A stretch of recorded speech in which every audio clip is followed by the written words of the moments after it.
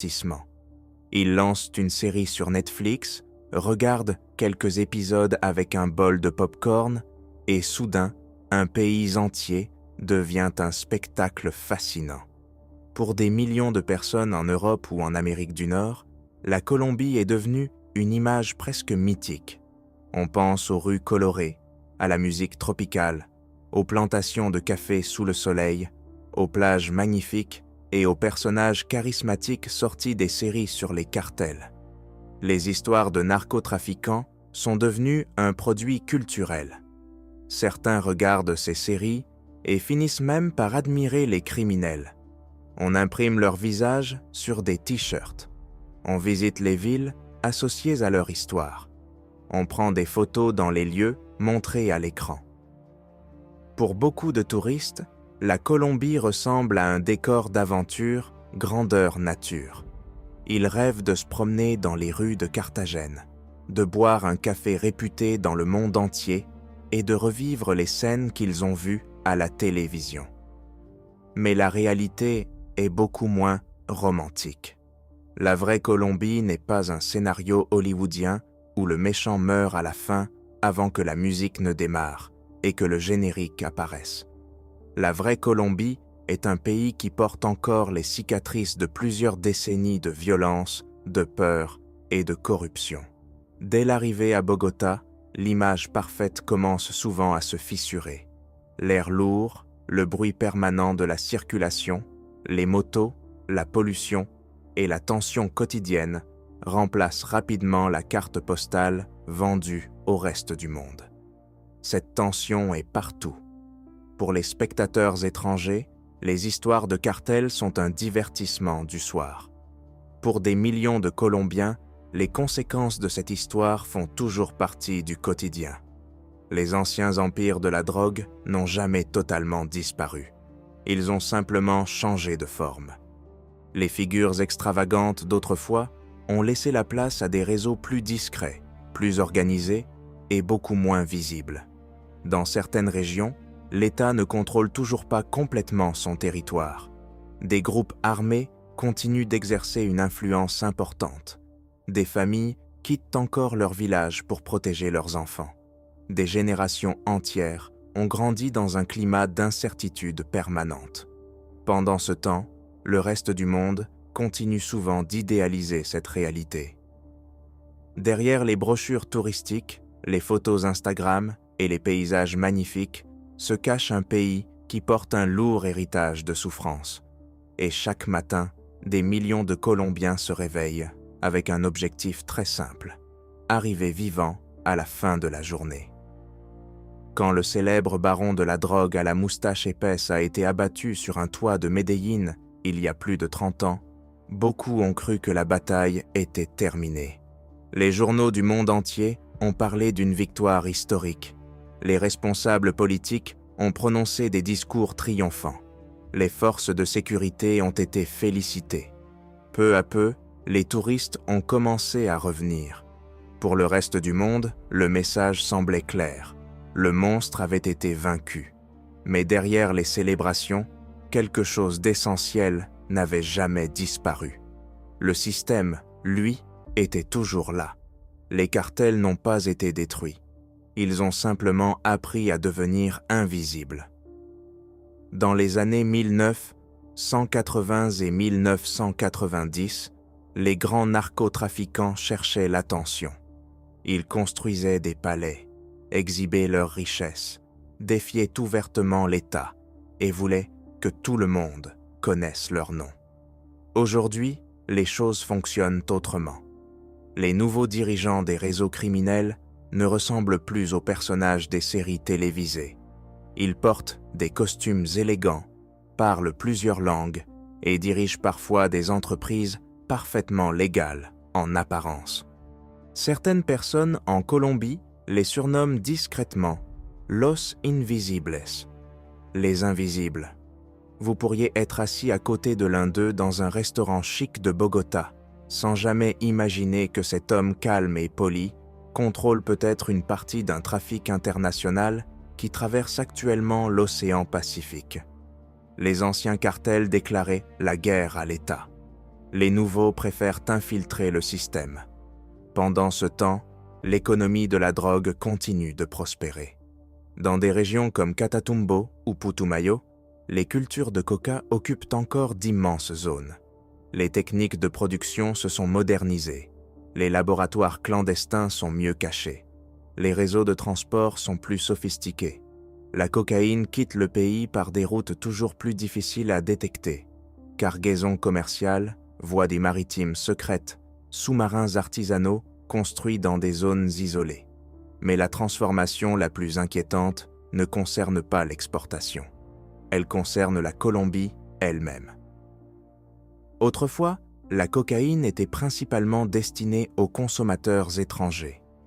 Aujourd'hui, les organisations criminelles ont compris qu'elles pouvaient également gagner de l'argent en détruisant leur propre société. Dans de nombreux quartiers pauvres, des drogues extrêmement toxiques circulent librement. Certaines détruisent le corps et l'esprit en quelques années seulement. Des familles entières sont touchées par la dépendance, la violence et le désespoir. Les gangs locaux se sont intégrés à des structures criminelles plus vastes. Ils imposent des taxes illégales aux commerçants, aux chauffeurs de taxi, aux vendeurs ambulants ou aux petits entrepreneurs.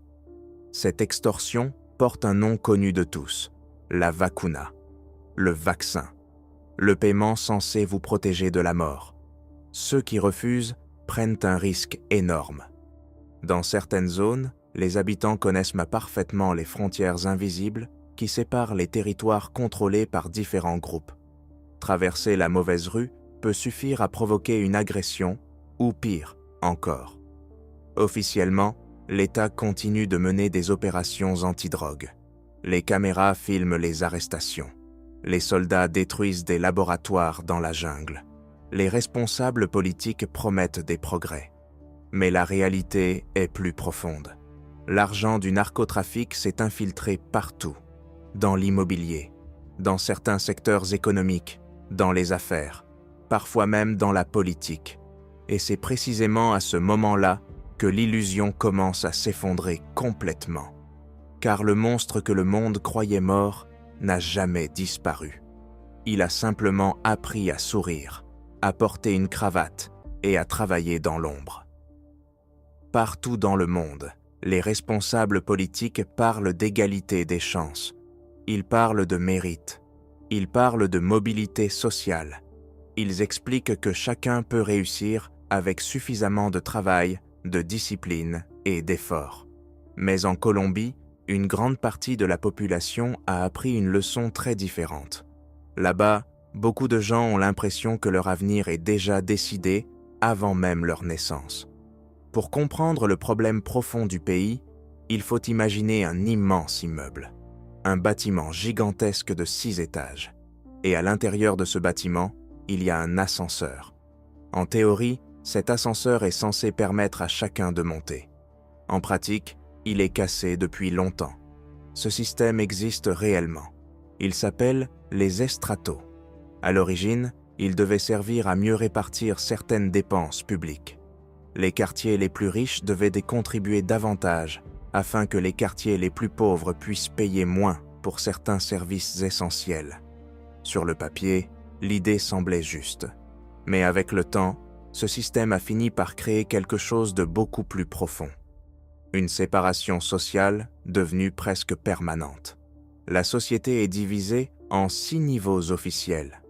Tout en bas, les estratos 1 et 2 regroupent les populations les plus pauvres. Tout en haut, l'estrato 6 représente le monde protégé des élites. Entre les deux, un fossé immense. Un fossé que beaucoup ne parviennent jamais à franchir. Dans les quartiers populaires, les maisons en briques inachevées s'accrochent aux collines. Les rues sont souvent dégradées. Les transports sont saturés.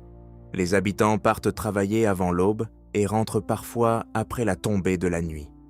Des millions de personnes passent plusieurs heures chaque jour dans les bus simplement pour rejoindre des emplois mal rémunérés. Nettoyer, transporter, servir, réparer, travailler sans relâche.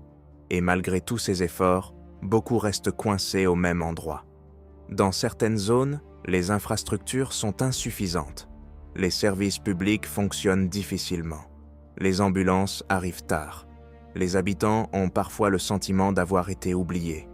Pendant ce temps, une autre Colombie existe à quelques kilomètres seulement. Une Colombie protégée derrière des murs, des résidences sécurisées, des caméras, des gardes privés, des écoles prestigieuses, des centres commerciaux luxueux, des immeubles modernes qui pourraient se trouver à Miami, Madrid ou Dubaï. Ces deux mondes vivent côte à côte, mais ils se rencontrent rarement. Une personne issue des quartiers les plus riches évite souvent les secteurs pauvres par peur de l'insécurité. Une personne née dans un quartier défavorisé entre souvent dans les zones privilégiées uniquement pour y travailler. Les mêmes rues, le même pays, mais deux réalités presque opposées. Et c'est là que se trouve le véritable problème. Pendant longtemps, le monde a expliqué les difficultés de la Colombie par la drogue, ou par la violence, ou par les cartels. Mais ces phénomènes sont aussi les conséquences d'un problème plus profond. Le véritable diagnostic est simple. La Colombie fonctionne comme un ascenseur bloqué. Des millions de personnes restent coincées aux étages inférieurs pendant qu'une minorité vit confortablement au sommet. Et plus les années passent, plus il devient difficile de monter. L'endroit où vous grandissez influence presque tout. L'école que vous fréquentez, les personnes que vous rencontrez, les opportunités auxquelles vous avez accès, les emplois que vous pouvez obtenir. Même l'adresse inscrite sur un CV peut parfois provoquer des jugements avant qu'un candidat ait prononcé un seul mot. Peu à peu, beaucoup de jeunes comprennent un message extrêmement dangereux. Ils voient leurs parents travailler sans relâche pendant des décennies sans jamais sortir réellement de la précarité. Ils voient les sacrifices, ils voient les efforts, ils voient les limites. Puis ils regardent autour d'eux et ils observent autre chose. Les groupes criminels ont de l'argent. Ils ont du pouvoir. Ils inspirent la peur. Ils semblent réussir beaucoup plus vite. À partir de ce moment-là, le crime cesse parfois d'apparaître comme un choix immoral. Il commence à ressembler à un raccourci, ou pire encore, à la seule porte encore ouverte. C'est précisément pour cette raison que les organisations criminelles trouvent toujours de nouveaux recrues. Lorsque l'ascenseur légal ne fonctionne plus, beaucoup cherchent un autre moyen de monter. Même les classes moyennes vivent sous pression. Elles travaillent constamment avec la peur de tomber. Une maladie, une perte d'emploi, une crise économique, et plusieurs années d'efforts peuvent disparaître. Le pays tout entier ressemble alors à une immense cocotte minute. En bas, des millions de personnes fatiguées ont le sentiment d'être invisibles. En haut, les plus privilégiés vivent derrière des barrières et des systèmes de sécurité, en espérant que la colère reste à distance. Mais aucune société ne peut rester divisée éternellement. Car un jour, la peur change de direction. Au début, les pauvres craignent un système qui les exclut. Puis arrive le moment où les plus riches commencent à craindre ceux qui vivent en dessous. Et lorsqu'un pays atteint ce stade, sa stabilité devient extrêmement fragile. C'est exactement la situation dans laquelle se trouve aujourd'hui la Colombie. Un pays suspendu entre deux mondes.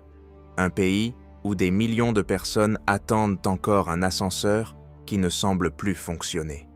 Et tant que cet ascenseur restera bloqué, les mêmes problèmes continueront de revenir encore et encore, sous des formes différentes.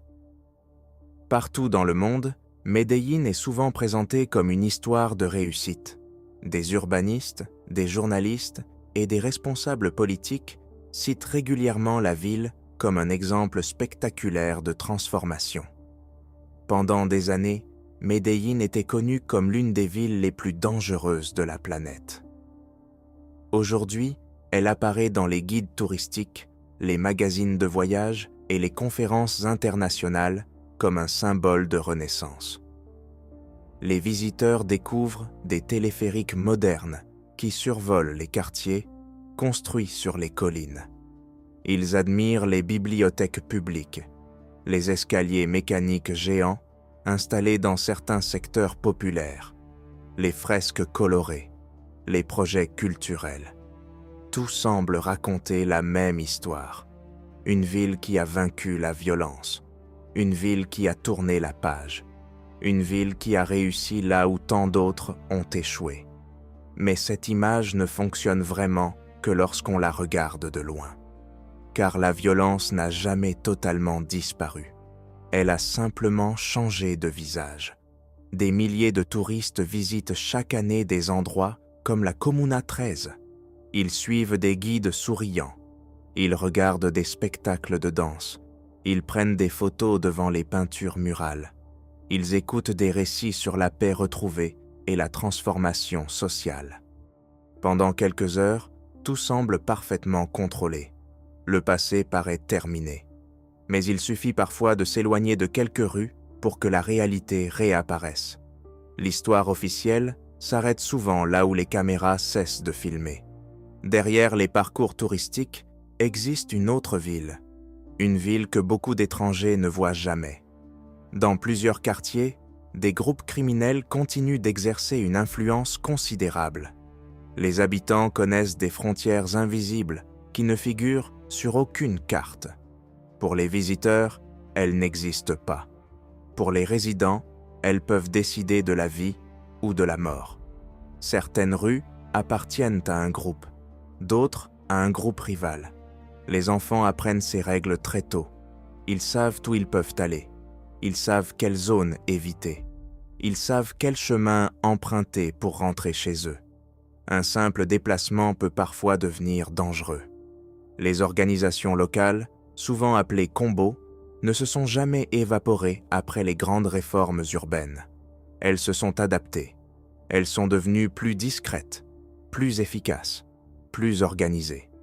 Aujourd'hui, certaines fonctionnent presque comme des entreprises.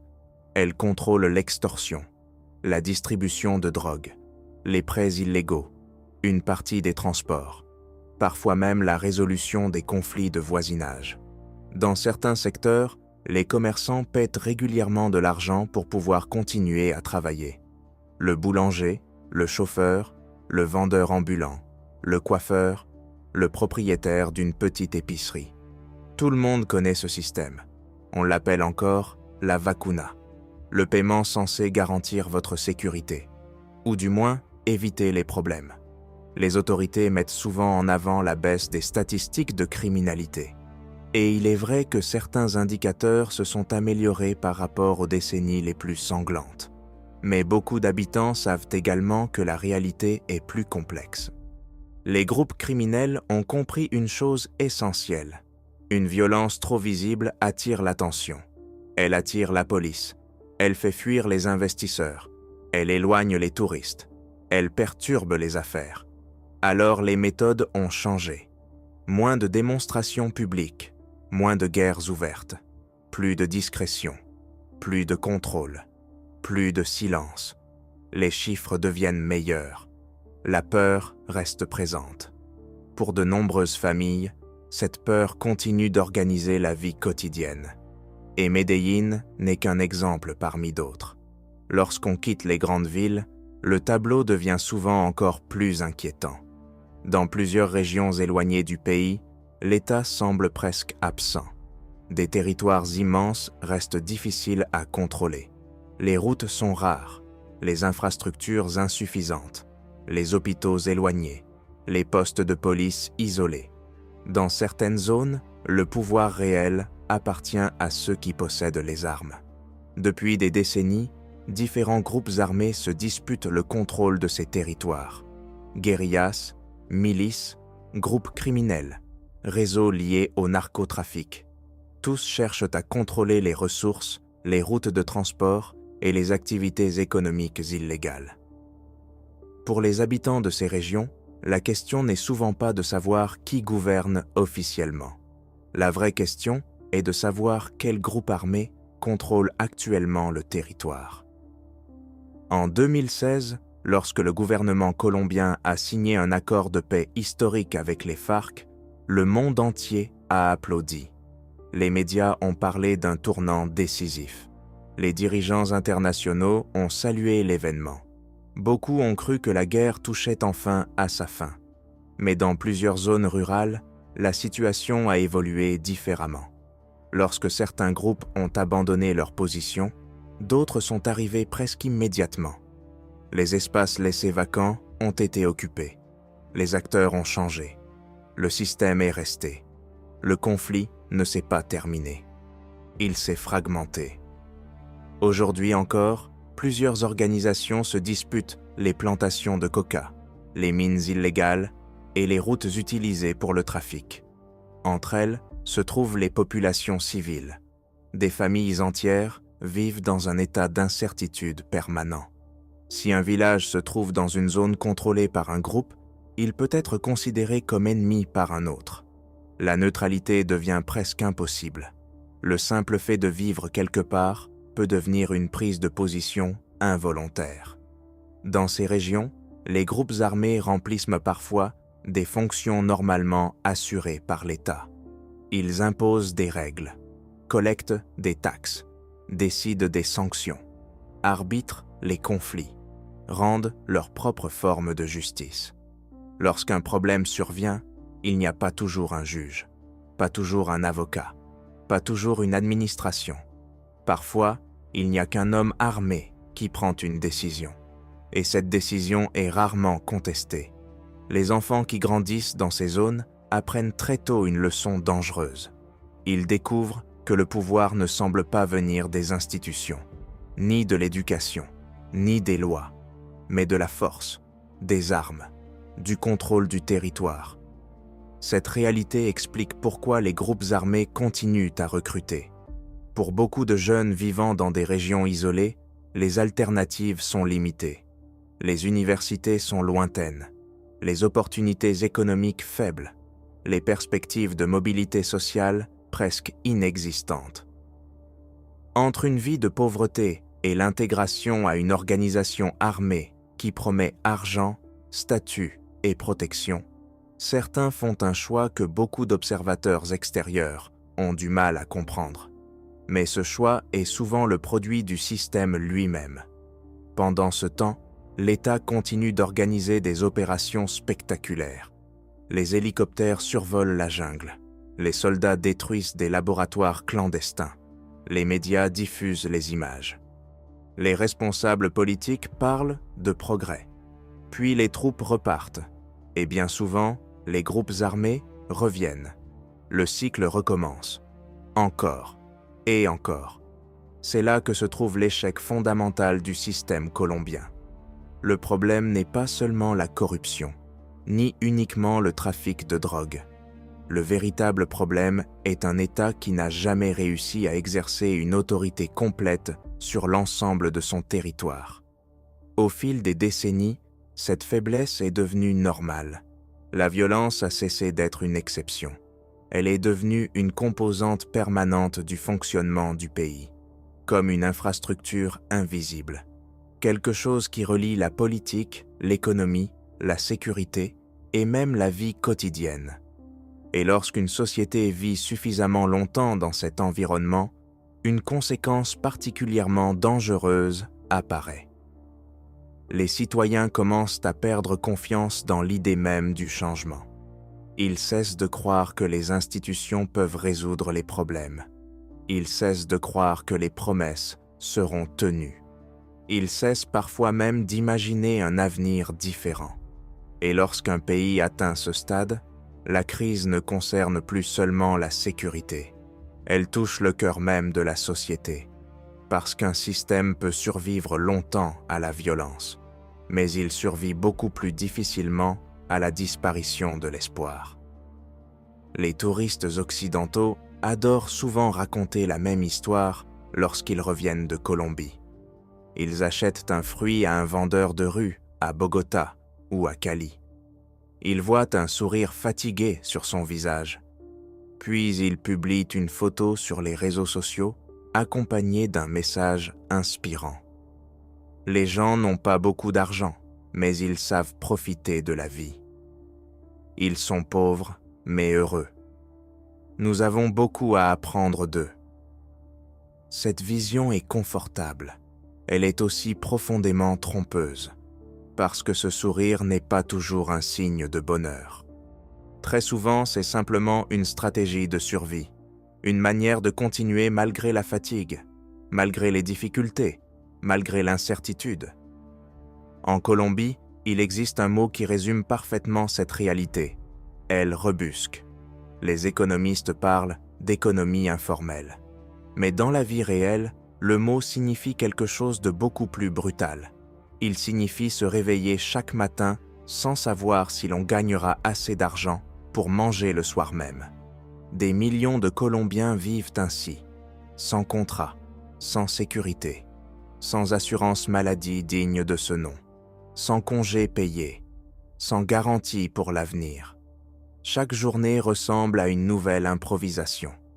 Si vous ne travaillez pas aujourd'hui, votre famille risque d'en payer le prix dès demain. Alors les gens inventent constamment des moyens de gagner quelques pesos. Un homme vend des cigarettes à l'unité parce que ses clients ne peuvent pas acheter un paquet entier. Une femme prépare des arepas au bord d'une route saturée de pollution. Une personne âgée loue son téléphone portable à la minute dans une rue fréquentée.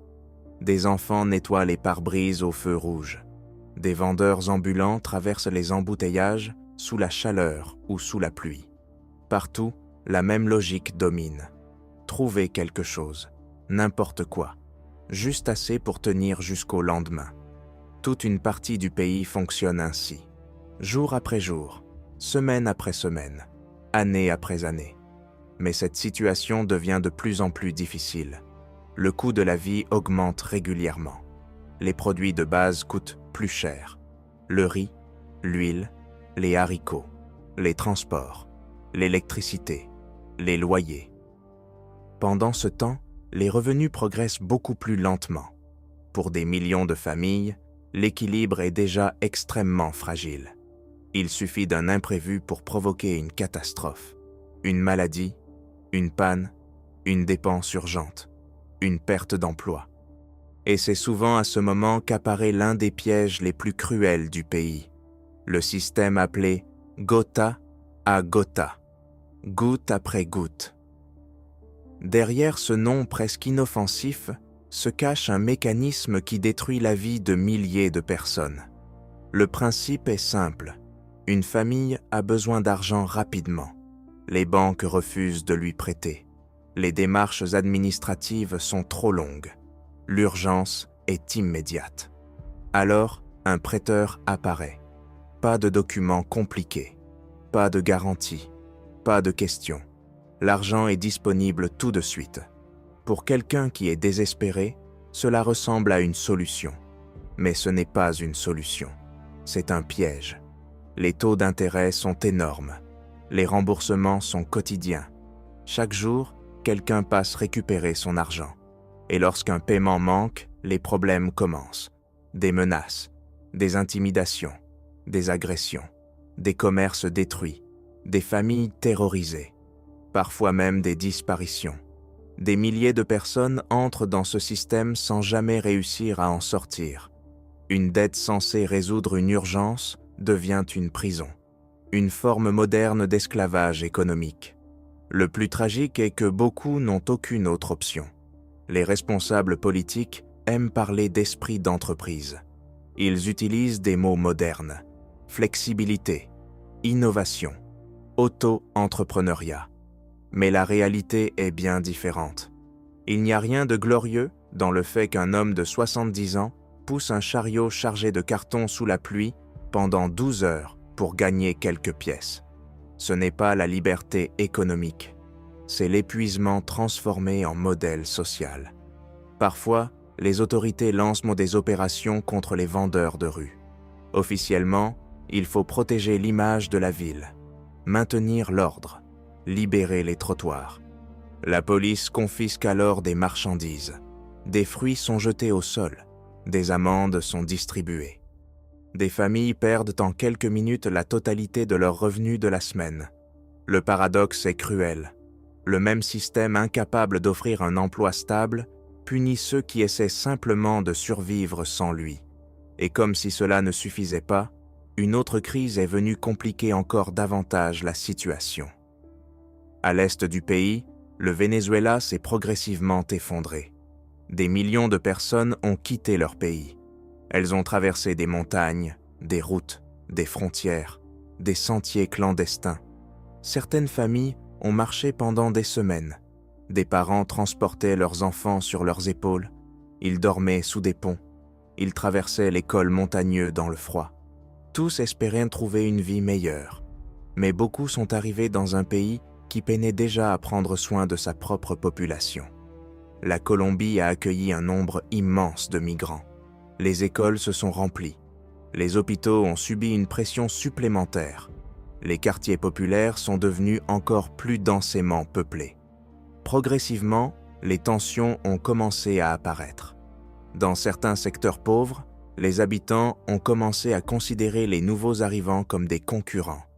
Pour le travail, pour les logements, pour les services publics. De nombreux migrants acceptaient des salaires très bas, simplement parce qu'ils n'avaient pas le choix. Cela a alimenté les frustrations. Les conflits se sont multipliés. Des insultes sont devenues courantes. Le mot Veneco a souvent été utilisé de manière méprisante. Une opposition dangereuse est apparue. Pas entre riches et pauvres, mais entre les pauvres et les encore plus désespérés. Comme souvent, les organisations criminelles ont immédiatement compris comment profiter de cette situation. Les migrants vulnérables représentaient une main-d'œuvre idéale. Facile à exploiter, facile à remplacer. Certains jeunes hommes ont été recrutés par des gangs. D'autres ont servi dans les réseaux de contrebande. Des femmes ont disparu dans des circuits de prostitution. Des adolescents ont été utilisés pour transporter de la drogue. Et lorsqu'ils disparaissaient, peu de personnes enquêtaient réellement. Parce que dans un système déjà débordé, les plus vulnérables deviennent souvent invisibles. Mais l'effondrement de la vie quotidienne prend parfois une forme encore plus étrange, une forme qui touche directement le corps humain. Depuis plusieurs décennies, une obsession particulière s'est développée dans certaines parties de la société colombienne, l'apparence physique. La culture des narcotrafiquants a laissé derrière elle une idée dangereuse, l'idée que la beauté peut devenir un ascenseur social. Pour de nombreuses jeunes filles issues des quartiers pauvres, le message est omniprésent. Les réseaux sociaux, les influenceuses, les concours de beauté, les célébrités, tous semblent répéter la même promesse. L'éducation n'offre aucune garantie, le travail non plus, mais peut-être que l'apparence permettra d'échapper à la pauvreté. Certaines familles s'endettent alors pour financer des opérations esthétiques. Implants mammaires, liposuction, injections, transformation corporelle, tout ce qui peut améliorer les chances d'accéder à une vie meilleure. Mais les interventions médicales de qualité coûtent cher. Beaucoup se tournent donc vers des cliniques clandestines, des appartements, des garages, des sous-sols, des lieux improvisés où des faux spécialistes réalisent des procédures extrêmement dangereuses. Des substances toxiques sont injectées dans le corps. Silicone industriel, produits chimiques, matériaux non médicaux. Au début, tout semble fonctionner. Puis les complications apparaissent. Douleurs chroniques, infections, déformations, tissus détruits. Certaines victimes doivent subir plusieurs opérations pour survivre. D'autres gardent des séquelles permanentes. Et malgré tout, l'industrie continue de prospérer. Parce que lorsqu'une société bloque les chemins traditionnels vers la réussite, le corps lui-même finit par devenir une ressource économique. C'est peut-être l'image la plus inquiétante de la Colombie contemporaine. Un pays où le travail ne garantit plus la dignité, où l'éducation ne garantit plus l'ascension sociale, où l'honnêteté ne garantit plus la sécurité. Alors chacun vend ce qu'il lui reste, son temps, sa force, sa jeunesse, son apparence, ou simplement son désespoir. Et lorsqu'une société entière commence à fonctionner de cette manière, la vie quotidienne cesse progressivement d'être une vie normale. Elle devient une épreuve permanente, une course d'endurance sans ligne d'arrivée, une lutte silencieuse où des millions de personnes ne cherchent plus vraiment à avancer. elles essaient simplement de ne pas couler avant les autres. La question la plus inconfortable de toute cette histoire est aussi la plus importante. Qui a réellement détruit la Colombie? La plupart des gens cherchent une réponse simple. Ils veulent un coupable évident. Les cartels, les politiciens corrompus, les guérillas, les États-Unis, la pauvreté, la drogue. Mais la réalité est beaucoup plus compliquée, parce que la responsabilité est dispersée entre tellement d'acteurs qu'il devient presque impossible de désigner un seul responsable. La Colombie n'est pas devenue ce qu'elle est aujourd'hui à cause d'un seul ennemi. Elle s'est retrouvée enfermée dans un système où presque tout le monde profite du désordre, sauf la population ordinaire. Bien sûr, les cartels ont joué un rôle immense. Leur influence a provoqué des décennies de violence, de corruption et de peur.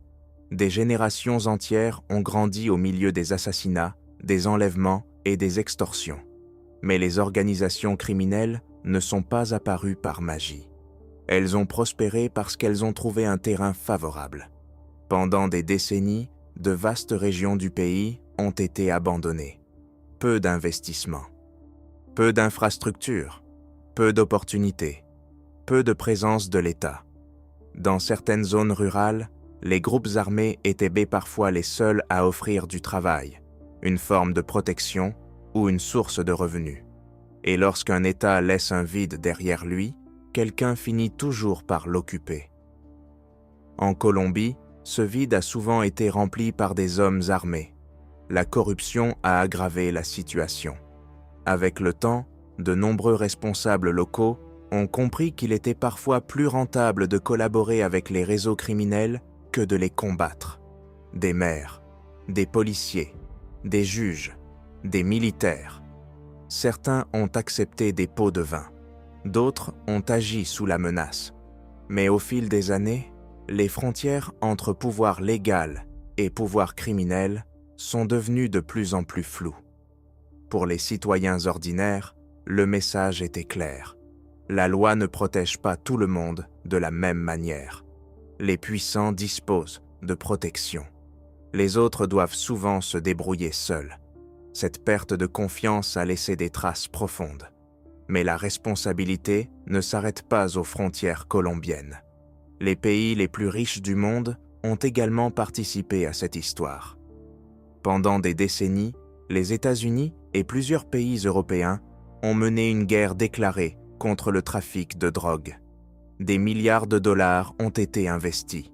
Des hélicoptères, des équipements militaires, des systèmes de surveillance, des opérations de sécurité, des campagnes internationales. Les discours étaient toujours les mêmes. Combattre le crime, protéger les populations, réduire le trafic. Mais pendant que ces mêmes gouvernements parlaient de lutte contre les cartels, des millions de consommateurs continuaient à acheter de la cocaïne chaque semaine.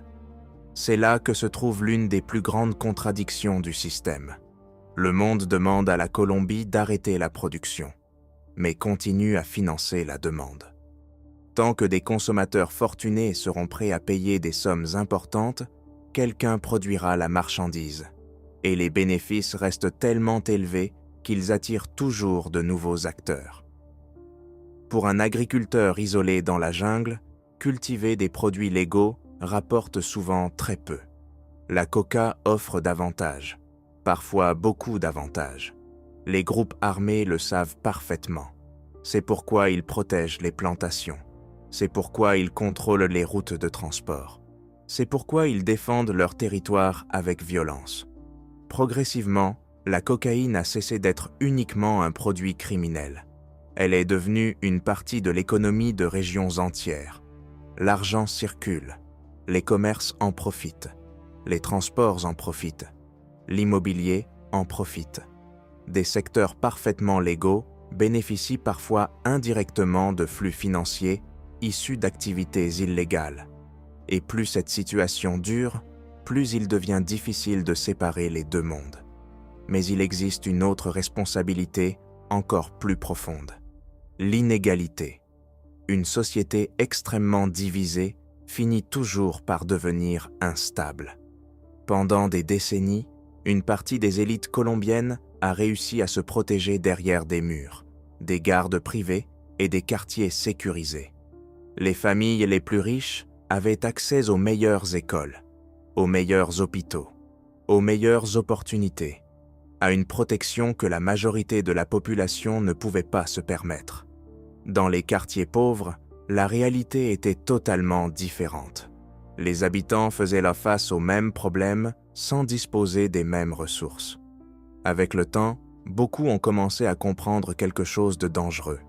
Le système ne semblait pas fonctionner de la même façon pour tout le monde. Cette impression détruit lentement la confiance collective. Les citoyens cessent de croire aux institutions. Ils cessent de croire à la justice. Ils cessent de croire que les efforts seront récompensés. Et lorsqu'une société perd confiance dans ses règles, le crime commence parfois à apparaître comme une alternative logique. Mais même cela n'explique pas tout, car une autre industrie a également joué un rôle important, l'industrie mondiale du divertissement. Pendant des années, la souffrance colombienne est devenue un produit culturel extrêmement rentable. Des séries, des documentaires, des livres, des visites touristiques, des souvenirs. Aujourd'hui, certains visiteurs viennent à Medellín précisément pour vivre une expérience cartel. Ils prennent des photos devant les fresques représentant d'anciens narcotrafiquants. Ils visitent des lieux liés à leur histoire. Ils écoutent des récits de violence tout en buvant des cocktails dans des bars branchés. La tragédie est devenue une attraction. Et cette transformation produit un effet dangereux. Des criminels responsables de milliers de morts sont parfois présentés comme des personnages fascinants, mystérieux, puissants, charismatiques. Leur violence devient esthétique. Leur histoire devient un spectacle. Leur image devient un produit. Pendant ce temps, les victimes disparaissent de la mémoire collective. Mais il faut également regarder la responsabilité à l'intérieur même de la société colombienne. Des décennies de peur ont profondément transformé les comportements. Les gens ont appris à se taire, à éviter les problèmes, à accepter certaines réalités qu'ils auraient autrefois rejetées. Cela ne signifie pas que les Colombiens sont naturellement violents. Cela signifie simplement que les êtres humains s'adaptent à leur environnement. Lorsqu'un enfant entend régulièrement des coups de feu pendant des années, sa perception de la normalité change. Lorsqu'il voit la corruption partout, il finit par la considérer comme inévitable. Lorsqu'il grandit dans la peur, cette peur devient une habitude. Peu à peu, une forme de fatigue morale s'installe. Les individus cessent de penser en termes collectifs. Ils se concentrent sur leur propre survie. Protéger leur famille, protéger leur quartier, protéger leurs proches. Cette fragmentation affaiblit encore davantage la société. Pendant ce temps, les responsables politiques continuent à promettre des réformes. À chaque campagne électorale, les mêmes discours reviennent. Paix, justice, développement, renouveau national. Mais beaucoup de citoyens savent que certains de ceux qui promettent le changement dépendent parfois des mêmes réseaux qu'ils prétendent combattre. Alors le cycle continue. Les pauvres restent bloqués. Les gangs continuent de recruter. Les cartels continuent d'exporter. Les consommateurs étrangers continuent d'acheter. Les politiciens continuent de promettre. Et les familles continuent d'enterrer leurs proches. C'est peut-être cela, la vérité la plus dérangeante. La Colombie n'a pas été détruite par un seul monstre. Elle est enfermée dans une immense machine composée de nombreuses pièces. Les organisations criminelles gagnent de l'argent. Les responsables corrompus protègent leurs intérêts. Les consommateurs étrangers alimentent le marché. Les touristes consomment le mythe. Et au centre de cette machine se trouvent des millions de Colombiens ordinaires. Ce sont eux qui supportent chaque jour le coût réel du système, le coût humain, le coût économique, le coût psychologique. Le coup d'une crise qui dure depuis si longtemps qu'elle semble parfois être devenue normale. Et c'est précisément ce qui rend le problème si difficile à résoudre. Parce que lorsqu'un système profite à autant d'acteurs différents, il finit par se défendre lui-même. Même lorsque tout le monde sait qu'il est en train de détruire le pays. Il existe quelque chose de plus inquiétant encore que la situation actuelle de la Colombie. C'est l'avenir qui se dessine lentement devant elle. Un pays peut survivre très longtemps à la corruption. Il peut survivre à la pauvreté. Il peut survivre à la violence. L'histoire regorge d'exemples de sociétés qui ont supporté des décennies de crise sans s'effondrer. Mais il arrive un moment où les dégâts accumulés commencent à attaquer les fondations elles-mêmes. Et la Colombie semble dangereusement proche de cette limite. La première menace est l'épuisement. Pas un simple découragement passager, un épuisement profond, collectif, générationnel. Depuis des décennies, les Colombiens entendent les mêmes promesses. Ils voient les mêmes problèmes revenir. Ils assistent aux mêmes scandales, aux mêmes affaires de corruption, aux mêmes cycles de violence. À force, une partie importante de la population a cessé de croire au changement. Beaucoup ne font plus confiance aux institutions. Ils ne croient plus aux promesses politiques. Ils ne croient plus aux discours officiels. Et certains ne croient même plus que leur pays puisse réellement s'améliorer. Lorsqu'une société reste trop longtemps dans cet état d'esprit, quelque chose de dangereux se produit. La violence cesse de choquer. Les massacres deviennent des informations ordinaires. Les morts deviennent des statistiques. La peur devient une habitude. Et lorsqu'un peuple s'habitue à ce qui devrait le scandaliser, il commence à se briser psychologiquement. Les jeunes générations grandissent alors avec une vision différente du monde. Pour beaucoup d'entre elles, la corruption paraît normale, l'injustice paraît normale, l'insécurité paraît normale. Elles n'imaginent plus un avenir collectif. Elles cherchent simplement une solution individuelle. Et cette solution porte souvent un nom. Partir, quitter le pays, commencer une nouvelle vie ailleurs. Depuis plusieurs années, des milliers de Colombiens qualifiés choisissent l'émigration dès qu'ils en ont l'occasion. Des médecins, des ingénieurs, des chercheurs, des étudiants, des entrepreneurs, des professionnels dont le pays aurait pourtant besoin pour construire son avenir. Chaque départ représente une perte silencieuse, une compétence de moins, une énergie de moins, une possibilité de changement en moins. Peu à peu, la Colombie risque de perdre précisément les personnes les plus capables de la transformer. Pendant ce temps, les organisations criminelles n'ont aucun problème à recruter. Dans les quartiers pauvres et les régions oubliées, elles continuent d'attirer de nouveaux membres. L'écart se creuse, les talents partent, les groupes armés se renforcent, le déséquilibre grandit, mais l'épuisement social n'est qu'une partie du problème. Sous la surface se cache également une fragilité économique considérable. Des millions de personnes survivent grâce à des activités informelles, sans contrat, sans économie, sans véritable protection, sans plan de secours. Cette situation peut sembler stable tant qu'aucune crise majeure ne survient. Mais il suffit parfois d'un choc économique pour faire basculer des millions de vies. Une récession mondiale, une flambée des prix, une crise financière, une hausse brutale du chômage. Et soudain, des familles déjà fragiles se retrouvent au bord du gouffre. Pour beaucoup, il n'existe aucune marge de sécurité, aucune réserve, aucun filet de protection. Chaque crise devient alors une question de survie. Les mouvements sociaux observés ces dernières années ont révélé une autre réalité. Une immense colère continue de s'accumuler. Des milliers de jeunes sont descendus dans les rues pour réclamer davantage de justice, d'éducation et d'opportunités. Mais ces mobilisations ont souvent débouché sur des affrontements. Gaz lacrymogène, violence, arrestations, méfiance accrue. Chaque confrontation éloigne un peu plus les citoyens des institutions censées les représenter. Aujourd'hui, la Colombie semble coincée entre deux forces instables.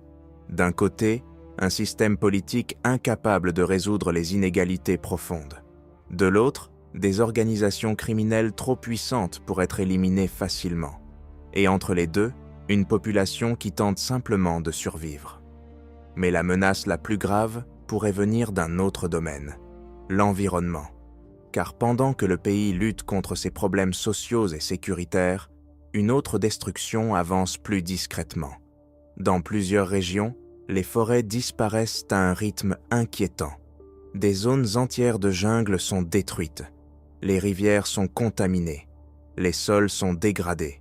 Des écosystèmes uniques sont progressivement sacrifiés. Longtemps, la cocaïne a été la principale source de revenus des groupes criminels. Aujourd'hui, beaucoup ont découvert une activité parfois encore plus rentable. L'exploitation minière illégale. L'or. Dans certaines régions isolées, des réseaux armés contrôlent des opérations minières clandestines extrêmement lucratives.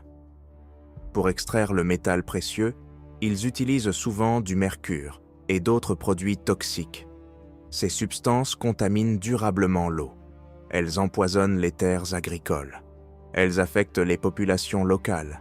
Les communautés indigènes sont parmi les premières victimes. Certaines souffrent de problèmes de santé graves. D'autres voient leur territoire progressivement détruit. Et pourtant, ces activités continuent de s'étendre. Parce que les profits restent immenses. Parce que l'État peine toujours à contrôler certaines régions. Parce que les groupes armés savent exploiter ces faiblesses. Chaque forêt détruite rend la reconstruction plus difficile. Chaque rivière polluée réduit les possibilités de développement futur. Chaque territoire abandonné renforce le pouvoir des réseaux criminels. Et un pays ne peut pas construire une paix durable sur une terre qui disparaît lentement sous ses pieds. À ces difficultés s'ajoute l'instabilité régionale. L'effondrement du Venezuela a déjà montré à quel point une crise voisine peut rapidement affecter la Colombie. Des millions de migrants ont traversé la frontière. Les services publics ont subi une pression énorme. Les tensions sociales se sont accentuées. Si d'autres crises similaires apparaissent dans la région, les conséquences pourraient être encore plus importantes. Plus de migration, plus de chômage, plus de concurrence pour des ressources déjà limitées. Et comme toujours, les organisations criminelles prospèrent dans les situations de désespoir. Elles recrutent plus facilement. Elles trouvent davantage de main-d'œuvre. Elles renforcent leur influence. Pendant ce temps, la demande mondiale de cocaïne reste élevée. C'est l'un des problèmes les plus difficiles à résoudre. Même si les autorités affaiblissent certains groupes criminels, le marché continue d'exister. Les consommateurs continuent d'acheter. L'argent continue de circuler. Et de nouveaux réseaux apparaissent. Les noms changent. Les dirigeants changent. Les itinéraires changent. Mais le système reste vivant. C'est pourquoi de nombreux observateurs craignent un scénario particulier. Non pas une grande guerre civile spectaculaire, mais quelque chose de plus lent, de plus discret, une fragmentation progressive, un pays divisé en zones d'influence, certaines villes partiellement contrôlées par des groupes criminels, des régions rurales dominées par des organisations armées, des responsables politiques négociant discrètement avec des acteurs illégaux, des économies légales mêlées à des capitaux criminels, des millions de citoyens vivant dans une zone grise permanente entre l'autorité officielle et le pouvoir parallèle. Et le reste du monde continuerait probablement à observer cette situation de loin. Comme une crise parmi d'autres, comme un problème lointain. Pourtant, l'histoire montre qu'aucune grande instabilité ne reste confinée éternellement. Les migrations traversent les frontières. Les drogues traversent les frontières. Les armes traversent les frontières. Les crises économiques traversent les frontières. La Colombie est profondément connectée au reste du monde. Son avenir n'est donc pas seulement une question nationale, c'est aussi un avertissement. Un signal qui montre ce qui peut arriver lorsqu'une société laisse s'accumuler pendant des décennies les mêmes problèmes sans jamais les résoudre réellement. Car la Colombie possédait presque tout pour réussir. Des ressources naturelles immenses, une position géographique stratégique, des terres agricoles riches, une population jeune, des villes modernes, un potentiel considérable. Pourtant, génération après génération, ce potentiel a été absorbé par un cycle de violence, de corruption et d'inégalité. Aujourd'hui, le pays ressemble à une immense structure sous pression, une pression qui continue de s'accumuler. Personne ne sait exactement quand elle atteindra sa limite. Personne ne sait sous quelle forme elle se libérera. Mais une chose paraît certaine, les sociétés ont elles aussi un point de rupture.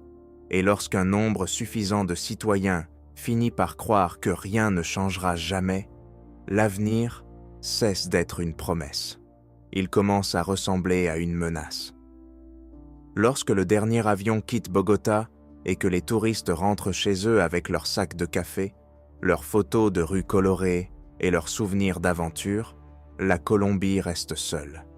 La musique s'éteint, les filtres disparaissent. Les images parfaites publiées sur les réseaux sociaux cessent d'exister. Et ce qui demeure est beaucoup plus difficile à regarder. Un pays qui porte encore le poids de décennies de violence, de peur et de fatigue collective. La Colombie n'est pas simplement un pays touché par la criminalité. Elle est devenue un système qui a appris à fonctionner à l'intérieur de cette criminalité. Un endroit où l'économie légale et l'économie illégale se croisent constamment. Un endroit où la survie quotidienne, le pouvoir politique et les réseaux criminels sont souvent plus liés qu'ils ne devraient l'être. La vérité la plus troublante est peut-être celle-ci. Malgré tous les problèmes, le système continue de fonctionner. Les cartels continuent leurs activités. Les groupes armés continuent d'exister. Les responsables politiques continuent leurs promesses. Les consommateurs étrangers continuent d'acheter. Les touristes continuent de consommer le mythe. Et les citoyens ordinaires continuent d'en payer le prix. Le reste du monde préfère souvent observer la Colombie à distance, comme une série télévisée, comme un documentaire spectaculaire, comme une histoire exotique remplie de narcotrafiquants, de jungle et de violence. Mais les sociétés réelles ne restent jamais enfermées dans un écran. Elles produisent des conséquences, et ces conséquences finissent toujours par dépasser leurs frontières. La violence se propage, les migrations se propagent, les marchés illégaux se propagent, les crises économiques se propagent. La Colombie d'aujourd'hui est construite sur des contradictions si profondes qu'il devient de plus en plus difficile d'imaginer une stabilité durable. À la surface, on trouve des quartiers modernes, des investissements internationaux, des immeubles élégants, des zones touristiques dynamiques, une économie qui semble parfois prospère. Mais quelques rues plus loin, une autre réalité apparaît. Des quartiers contrôlés par des groupes armés, des populations qui vivent dans la peur, des territoires où l'autorité officielle n'est pas toujours l'autorité réelle. Et ce contraste n'est pas temporaire. Il existe depuis des générations. C'est précisément ce qui le rend si dangereux. Parce qu'avec le temps, les sociétés s'habituent à leurs propres blessures. La violence cesse d'être exceptionnelle. La corruption cesse d'être scandaleuse. La peur cesse d'être remarquable. Tout devient normal. Et lorsqu'une société commence à considérer l'anormal comme normal, elle perd progressivement sa capacité à réagir. Les tragédies deviennent des statistiques. Les injustices deviennent des habitudes. Les crises deviennent des routines. Mais sous cette apparente normalité, les tensions continuent de s'accumuler. Économiquement, des millions de personnes vivent sans véritable sécurité. Politiquement, la confiance dans les institutions reste fragile. Socialement, les inégalités demeurent profondes. Géographiquement, certaines régions échappent encore largement au contrôle de l'État. Environnementalement, des territoires entiers continuent d'être détruits, et aucun de ces problèmes n'existe isolément. Ils se renforcent mutuellement. Ils alimentent le même cercle vicieux. Ils participent à la même mécanique. Le plus inquiétant est que presque tous les acteurs de ce système y trouvent un avantage. Les groupes criminels gagnent de l'argent. Les responsables corrompus conservent leur pouvoir. Les consommateurs étrangers obtiennent le produit qu'ils recherchent. Certaines entreprises profitent indirectement des flux financiers. Le tourisme transforme même parfois la violence en attraction. Pendant ce temps, les citoyens les plus pauvres absorbent presque tout le coût humain, le coût émotionnel, le coût économique, le coût physique, le coût psychologique. C'est pour cette raison que la crise colombienne ne peut pas être réduite à un simple problème de gouvernance. Elle est devenue une structure complexe où trop d'intérêts dépendent de la poursuite de l'instabilité. Et lorsqu'une instabilité devient rentable, la transformer devient infiniment plus difficile. Même lorsque des réformes sont mises en place, même lorsque des accords sont signés, même lorsque les intentions sont sincères. Les forces qui alimentent le problème restent présentes. Le marché mondial de la drogue continue d'exister. Les groupes armés continuent d'exister. Les inégalités continuent d'exister. La méfiance continue d'exister. Le résultat est une sorte de conflit figé, pas toujours visible, pas toujours spectaculaire, mais permanent. Dans les campagnes, certaines organisations armées remplissent encore des fonctions normalement assurées par l'État. Dans les villes, des structures parallèles continuent d'exercer leur influence. Dans les quartiers les plus riches, la vie semble parfois presque normale derrière les murs, les caméras et les gardes de sécurité. Ces mondes coexistent, mais ils ne se rejoignent jamais complètement. Et c'est là que se trouve le cœur du problème. Une nation ne survit pas uniquement grâce à ses frontières.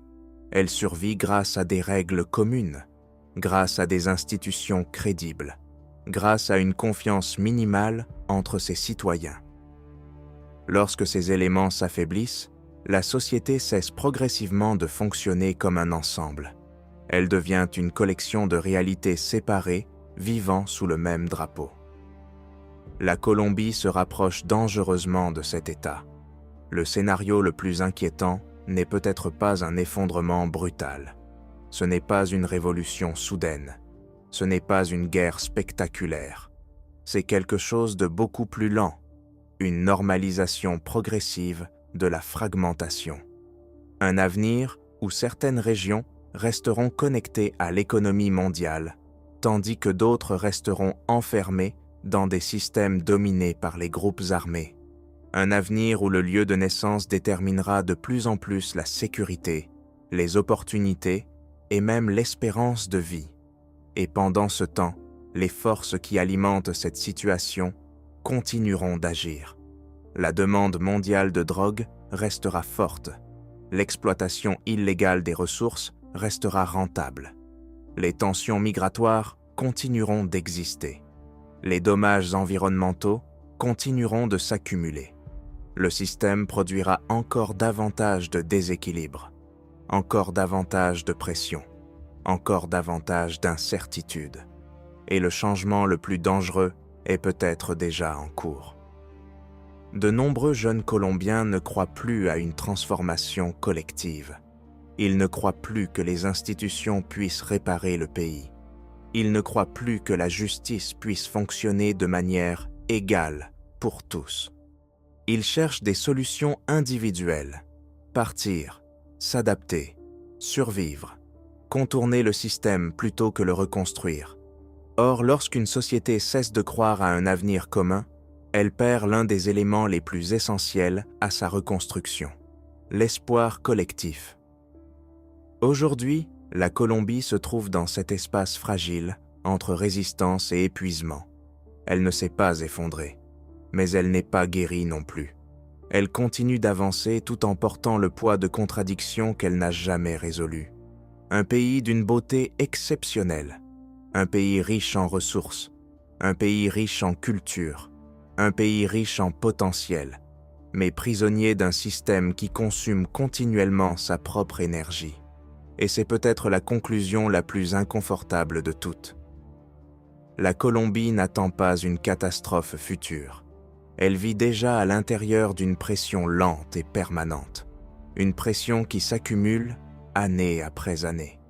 Et plus elle reste sans solution, plus l'issue devient imprévisible. Car dans des systèmes comme celui-ci, l'effondrement n'arrive pas toujours sous la forme d'une explosion. Parfois, il ressemble à un long silence, à une lente disparition, à l'acceptation progressive de ce qui semblait autrefois impossible. Et pendant que le monde continue d'observer depuis une distance confortable, il oublie une chose essentielle. Ce qui se passe ici ne reste presque jamais ici.